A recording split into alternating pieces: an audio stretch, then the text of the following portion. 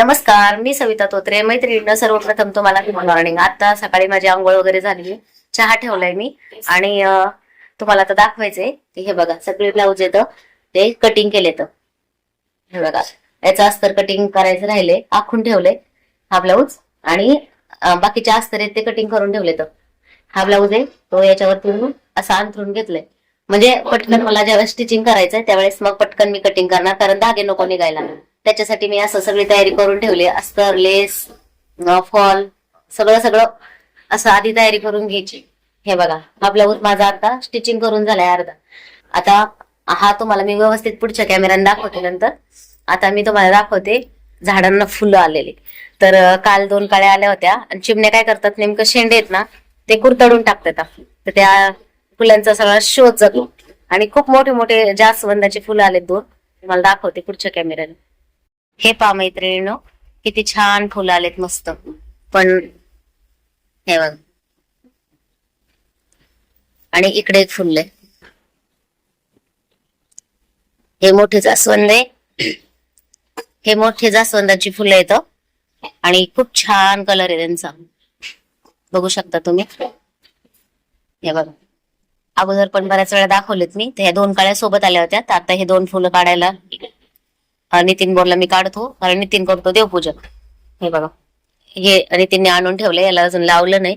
तर याला पण कळ्या आल्यात मस्त. हे बघा ही छोटी जास्वंद आणि याला फुलं यायची आता थांबलेत, कारण आता याच्यामध्ये खत आणि माती घालायची गरज आहे. तो नागिनीचा वेल आहे, तो पण वरती चाललाय आणि हा तर खूप वरती वरती चाललाय इकडचा वेल. आणि बाहेर बघा कसं वातावरण, पूर्ण धुक्क धुक्क आहे.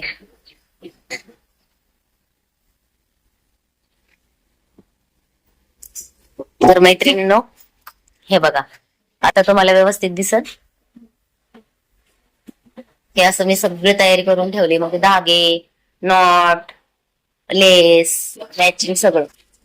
ह्या ब्लाऊजचं पण मॅचिंग सगळं काढून ठेवलं आणि ह्या ब्लाऊजचं पण सगळं मॅचिंग, नॉट, लेस वगैरे सगळं मॅचिंग काढून ठेवले, धागा वगैरे. हा अस्तर तो कटिंग केलाय, याचं ब्लाऊज राहिले कटिंग करायचं, कारण ज्यावेळेस स्टिचिंग करते त्यावेळेसच मी कटिंग करते. जसं आता हे बघा मी आखून ठेवले तसंच, म्हणजे याच्यावर अंतरून ठेवले. तर असं का करते, तर तुम्ही म्हणता ताई लगेच कटिंग करून घ्यायचं आणि ठेवायचं. तर नाही मैत्रिणींनो, हे बघा याला हाताला डिझाईन करायची. तर मी असं का करते, कारण धागे आहेत ना ते हे बघा एकदम कटुकट कपडा आहे, अजिबात थोडासाही एक्स्ट्रा कपडा उरला नाही, ऍडजस्ट केलंय सगळं. आणि त्याच्यामधून परत जर तुम्हाला कटिंग आधीच करून ठेवलं ना तर धागे निघून जातात. हे बघा ह्या साईडला कसे धागे निघले, असे धागे निघतात. तर त्याच्यामुळे मग मी ज्यावेळेस ब्लाऊज स्टिचिंग करायचंय त्यावेळेसच मग मी कटिंग करते. आता हा बघा हा ब्लाऊज आहे, तर हा 4 टक्स शिवलाय मी, 4 टक्स. आणि याला खाली छोटीशी अशी क्रॉस पट्टी लावली. क्रॉस पट्टीला पण जॉईंट मारून घेतलाय, कारण पुढच्या साईडला हुक नाही लावायचे, बॅक साईडला हुक लावायचे. आणि हा गळा आहे याला पलटी मारून घेतले.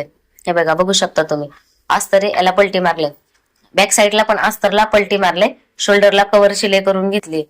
आणि आता इथून कट करणार आहे. हे बघा इथं मी 3 शिलाई मारून ठेवल्या, आता मधल्या शिलाईवरून कट करायचं आणि बॅक साईडला इथं हुक लुक करणार आहे, काच बटन पट्टी. आता राहिलेत बाही जॉईंट करायला. आता बघा याच्यामध्ये ना बाही बसत नव्हती, हे बघा खूप छोटी बाही होती. आता याच्यामध्ये याला जॉईंट द्यायचं, म्हणजे प्रत्येक बाहीला जॉईंट द्यावाच लागतो. हा एवढा कपडा काढून ठेवलाय, कारण खूप ऍडजस्ट करायला लागतं. ब्लाऊज पीस छोटे येतात आणि साईज मोठ्या साईजचे ब्लाऊज आहे ते बसत नाहीत. बघा गळा किती छान आलाय. आता तुम्ही म्हणता इथं डिझाईन गेली ताई, तर गळा गोल येण्याशी मतलब, आणि गळा बसला पण पाहिजे, कारण याचा गळा आहे तो एकदम छोटा होता लहान मुलींच्या गळ्यासारखा, तर तो व्यवस्थित आला नसता, म्हणून याला थोडं मी डीप करून घेतलाय. तरी पण छान वाटतंय. आणि ही डिझाईन पण पुढच्या साईडला हे बघा. आता टक्स कसे घेतले ते पण दाखवते.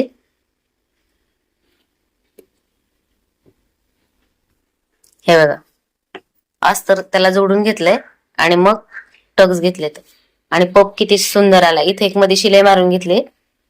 आता ही जी पट्टी जोडलेली आहे मी क्रॉस पट्टी, तर याला अशी दाब शिलाई मारणार आहे, मग त्याला मस्त फिनिशिंग येईल.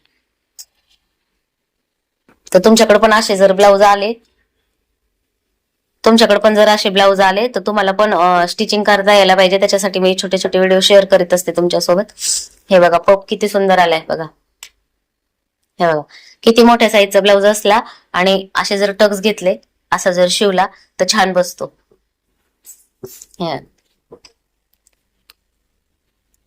आता एखाद्याला याच्यामध्ये कप टाकायचे असले तर तुम्ही कप पण टाकू शकता, काही प्रॉब्लेम नाही.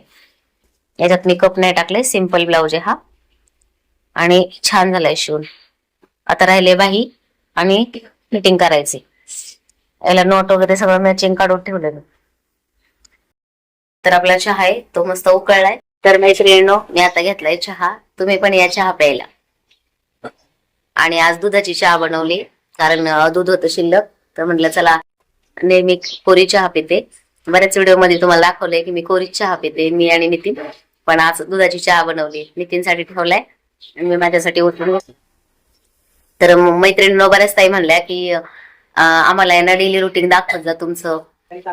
तर थोड्या दिवसामध्ये मी डेली रुटीन पण चालू करणार आहे. काय चाललंय रे, काय झालं? अरे सगळ्यात छोटा डब्बा आहे बघ ना स्टीलचा, मोठ्या डब्याच्या बाजूलाच, त्याच्यामध्ये बघ ना चहा घे होतो आणि बिस्किट आहे बघ डब्यात. भेटलं का? रातभर शिवते, सकाळ दिवसभर शिवते, आम्हाला खायला देत नाही. कसं आमची तब्येत होईल? हे असं बोलतो, काय बोलायचं आता. हा का उपाशी राहतो. कॉमेडी केली. आई अवघडे बाबा. आमच्या शेजारी ताई. मला नाही दाखवत जाऊ का मला. का हो, आता तर चांगलं आहे की तुमचा अवतार. छान दिसतंय हे बघा, छान दिसतंय मस्त एक नंबर. आणि म्हणतात मला दाखवीत नका जात जाऊ.